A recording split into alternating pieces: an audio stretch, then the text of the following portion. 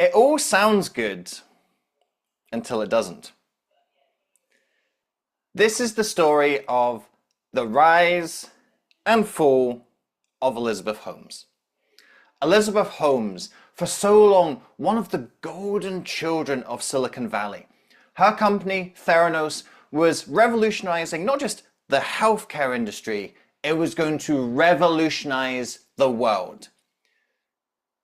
Until it was discovered that it wasn't able to do anything. It was fraudulent. And that people were dying because of the false positives and false negatives that were being provided by her testing equipment. Now, there are so many different variables to look at and explore in terms of why did Elizabeth Holmes manage to position herself the way that she did? Why did people buy into the company for so long? And ultimately, how did she get away with it, at least for a while? There's one factor that I'm going to be looking at in this video. We're going to be looking at what, in terms of Elizabeth Holmes' communication, was allowing her to get into this position, but actually also giving the game away a little. Because there were clear signs before the news broke that Elizabeth Holmes was fraudulent. In our previous video in this series, we looked at Adolf Hitler, we looked at a historical figure, we looked at someone in the past, and I wanted to really bring things forward into the modern day. Like, this is a court case that, at the time of recording, has just recently been resolved. This is the modern day manipulation through speaking, through communication, using the same tactics that all manipulators, narcissists, authoritarians have used throughout the ages. So this is not something we can park in history. This is something that happens to this day. And how did Elizabeth Holmes do it? What we're going to explore in this video are some of the telltale signs that came out before and in the immediate aftermath of the big news breaking that Theranos might not be all that it seems. So we can start to see those subtle clues coming through, and we can start to see the bigger red flags popping out as it all starts to crumble down. Let's now look at the rise and fall of the Theranos founder, Elizabeth Holmes. Her real voice sound like? There are old interviews floating around on the web in which he sounded quite different. It turned out he had a nub on his elbow, and we talked to our lab team and they said, okay, you can do the draw. And so they did this, what would have been a finger stick on this little nub on his arm. And sure, over the last 11 years, we've reinvented the traditional laboratory infrastructure. In a 2023 interview, I wanted to start here because this is probably the most memed aspect of Elizabeth Holmes. The fact that she put on this ridiculous, false, deep voice. And as you can see here, you can see by the comparisons, it is a totally put on voice. When we're public speaking, we use a range of our voice. Sometimes we speak down here, and sometimes we speak up here. That is a natural range, and it's natural for our voice to go through this range to express different emotions, to have different energy during a speech. But what isn't natural is when you stay in one register of your voice, when you intentionally manipulate your voice to try and create an impression. And what Elizabeth Holmes is doing here, she's illustrating a, shall we say, a limited interpretation of some psychological research. Because psychological research shows that we trust people and we see people as having more authority if they have a deeper voice.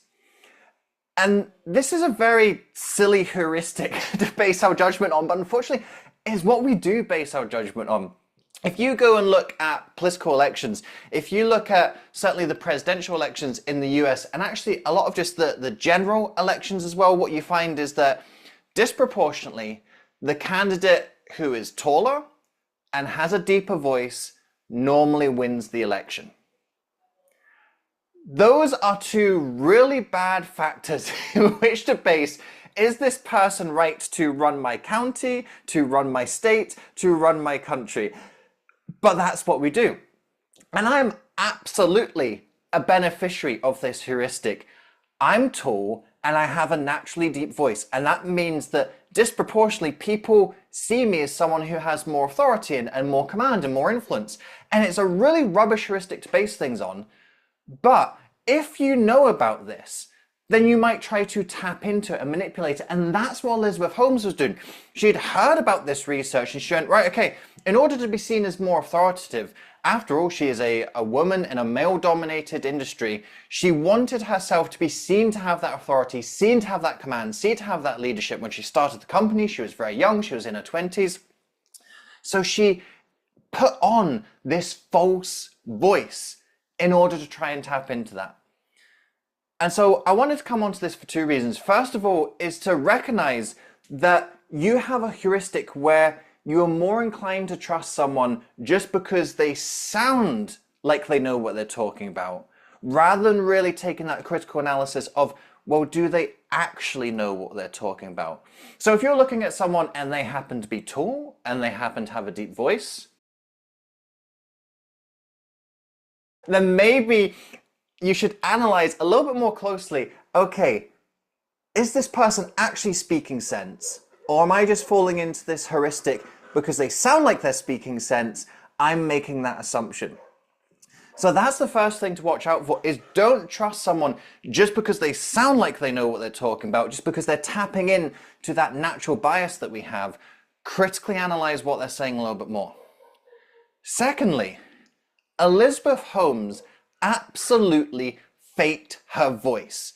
She pretended to be something that she wasn't. And if someone is pretending to be something that they're not in one domain, that's then increasing the likelihoods that they're pretending to be something that they're not in another domain.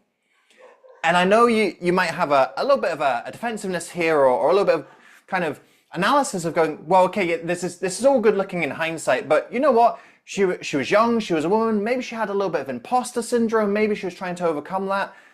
And I'll say, yeah, that could absolutely be the case. But it is one variable to put into your evidence box. Now, if she just happens to feel a little bit insecure and she's putting on a deep voice because she's a young woman surrounded by old men, that doesn't automatically mean that she's a narcissist, that she's a manipulator. That can just show that you're human and have some insecurities. But what you're trying to do when you're trying to critically analyze, is someone trying to manipulate me, trying to influence me through their communication, through their speaking? You are looking to collect evidence. So there is never one thing that is the absolute proof. It's just the same as a criminal case. There is very rarely the one piece of evidence that goes, this is the difference between guilty and not guilty. It's always a collection of evidence. And what picture does that collection of evidence build? And that's what we're seeing here, is that intentionally putting on a deep voice to try and make yourself sound more authoritative is not automatically a sign that someone's tapping into the dark side of speaking, but it's not a good start. And it doesn't look so good when you start to compare it with the other aspects of Holmes. And we're going to look at a couple more of those in the next clips. Or a few drops of blood. They could be taken from a finger.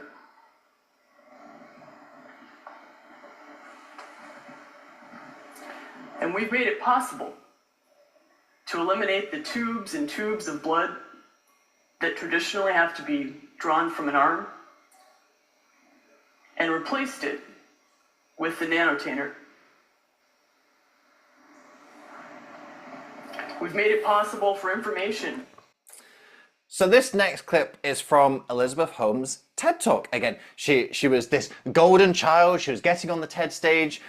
I'm apologizing for the subtitles that are coming up because this footage is not from TED.com, because TED have taken the talk off their official website since it turned out that Elizabeth Holmes was a fraud and a criminal. So this is footage that I've had to take from elsewhere on YouTube. All of the credits for the footage that I'm using are provided in the video description, of course. So apologies for the subtitles that are coming up, unless the subtitles are helpful for you, of course. But what I wanted to demonstrate here is the next part of this persona that Elizabeth Holmes was creating. Now, a persona is true of all narcissists, all manipulators, all authoritarians. They're always going to build and project this persona that isn't strictly them. But I feel with Elizabeth Holmes, this is a particular facet of her deceit and of her manipulation. So we talked about how she put on the deep voice. That was one way of generating this persona. The next thing that she did is that she really tried to model herself as the female Steve Jobs. You can see in the attire, she's wearing all black. She's even got the turtleneck, just the same as Steve Jobs. So she presented herself in that way where people would go, ah, this person looks like Steve Jobs. Steve Jobs was an innovator, so this person must be an innovator as well. So she's using that anchoring effect. And what you also see in this particular clip of the talk, Steve Jobs was famous for his big reveals. You know, the famous one probably being his iPhone reveal in 2007. He would have this showmanship, he would build up this tension, build up some suspense, and then boom, he would be the magic product. He would demonstrate the product whilst he was on stage. And that's what Elizabeth Holmes is trying to do here. And can you see how she does it in, it's a bit of an awkward, clunky way. Her speech is sort of very staccato.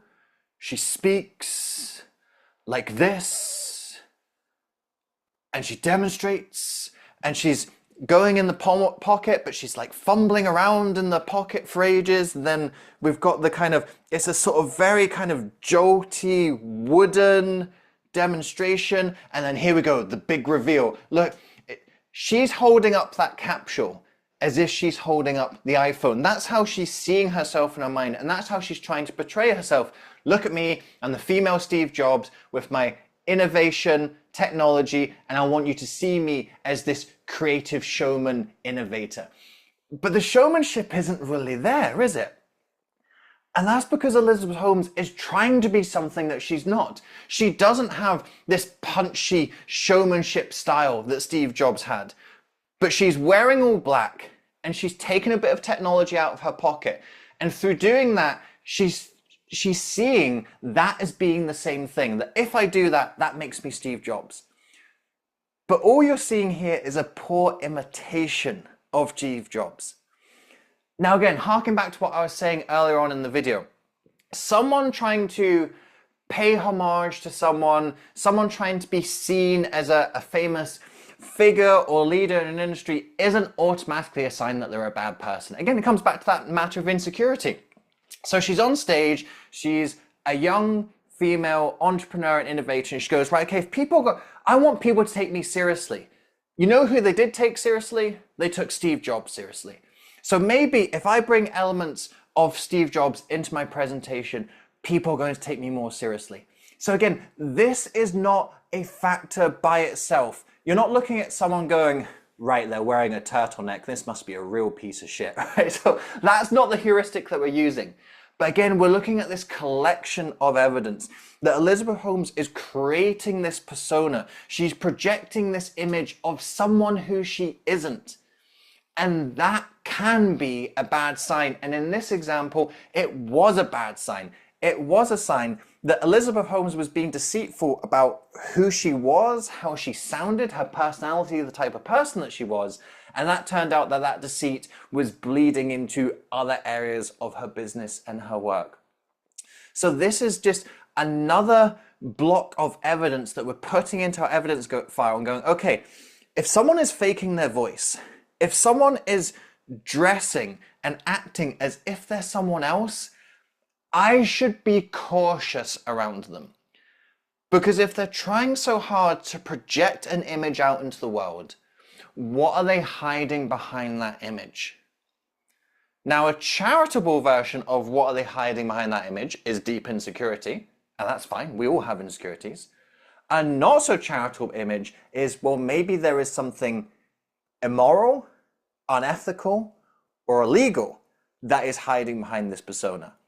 And it was this second example that was true for Elizabeth Holmes. And I want to point to one more bit of evidence which is now starting to become more explicit and more obvious, that Elizabeth Holmes is hiding a lot of deceit behind the curtain. Getting this kind of attention and scrutiny, what do you think's going on here? This is what happens when you work to change things. And first they think you're crazy, then they fight you, and then all of a sudden you change the world. And I have to say, So this is when the cracks are beginning to appear. There's reports coming out about Theranos. There's whistleblowers starting to emerge. This is when people are starting to look and say, hang on, maybe this is not what it seems. And this is where you can see the cracks beginning to appear in Elizabeth's visage. And I want to draw you in particular to this statement that she uses, that first they think you're crazy, then they fight you, then you change the world. When someone uses grandiose language like, I want to change the world, be very cautious around that person. Grandiose language is a dead giveaway to narcissism. Narcissists think in these grandiose terms that I am the best, I'm going to change things. So when you hear someone using this type of language, I would say that this is much firmer evidence that someone is not what they seem. There's someone to be cautious around. The first two examples I've shown you are things that can be looked at charitably. When you look at the whole picture of Elizabeth Holmes, then they start to look less charitable. But in other circumstances, in other contexts, you could say that's a bit of imposter syndrome, that's a bit of insecurity. What we're seeing here is now starting to dig deeper into that dark aspect. We're seeing a lot more overt narcissism coming through here. So Elizabeth Holmes is under pressure, people are criticizing her, people are attacking her, and you can tell someone's character by the way that they respond when they're attacked. And Elizabeth Holmes is not giving a good demonstration of that. She's being very defensive, very critical in response. Now, again, it's fine to stick up for yourself, it's fine to defend yourself, it's fine to push back on claims or accusations that are untrue or unfair. So we're not saying that if you stand up for yourself, that makes you a dark side of speaking speaker. But that little aspect of grandiose language that she's still thinking about changing the world, she's talking about we're going to change the world, that is now starting to show more of that narcissistic, more of that delusional, more of that damaging and problematic belief in communication. So whenever you hear someone speaking in these terms, you know the people who've actually changed the world, they really didn't think they were changing the world. The people who have actually changed the world were just trying to make their porch clean. They were saying, look, there's this problem and I think I can do something to solve it. If you look at all of the civil rights leaders through history, if you look at some of the great innovators and people who've advanced technology, they never said, oh, I'm doing this to change the world. They just said, I'm doing this because here's a problem I think I can solve. So ironically, the people who've actually changed the world will never say that they went out to change the world. The people who say they're out to change the world often have bad intentions and bad undercurrents coming out under that. So when you hear that grandiose language, when you hear it in political slogans, when you hear it in company visions, when you hear it from your neighbor across the street, be fearful and cautious at that moment. Grandiose language, overt, egotistical language, dead giveaway of narcissism and dead giveaway that someone who's speaking to you isn't all that they've seen and they have something behind the curtain. And that is really the story of Elizabeth Holmes, that when you look at any one thing in isolation, it's not a giveaway of evil. If you look at someone like Hitler and you hear him going on about how he thinks Jews shouldn't exist, that's quite an overt sign of someone being evil, right?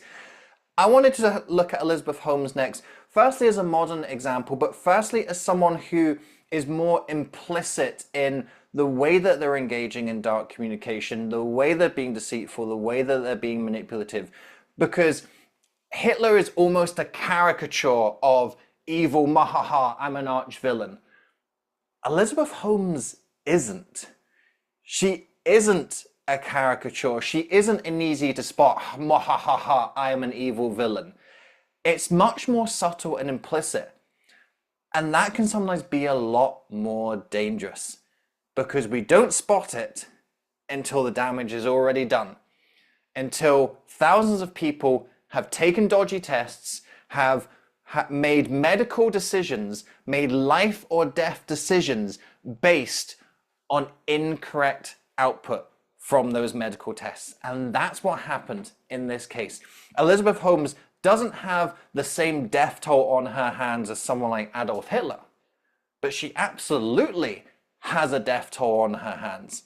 And she has a death toll on her hands because nobody spotted the signs until it was already in motion. Nobody saw through the deceit. Nobody saw through these signs of communication. And as I said, this isn't to have that kind of benefit of hindsight and be sanctimonious, go, well, I can clearly spot that she was deceitful and a fraud. It's easy when you're looking in hindsight.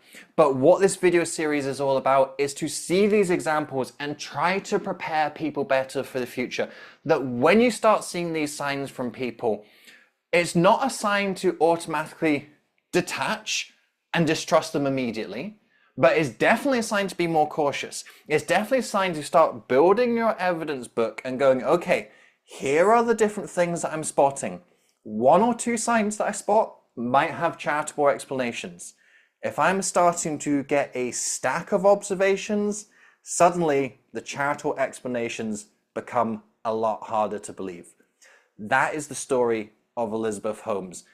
Be charitable when you can, but be prepared when the evidence is in front of you to see the less charitable intentions underneath.